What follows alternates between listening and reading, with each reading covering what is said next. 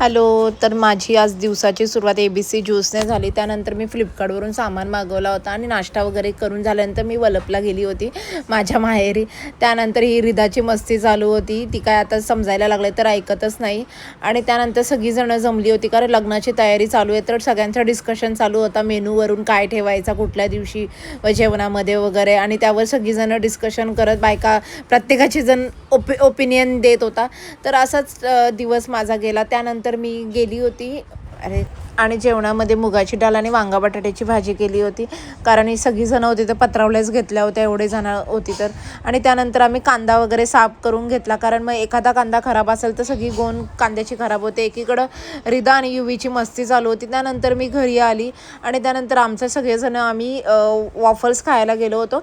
नवीन waffles झाला आहे कॉलनीमध्ये आमच्या. तर ते वॉफल्सचं तर संपले होते तर आम्ही हा केक टब घेतला होता सगळ्यांनी मिळून.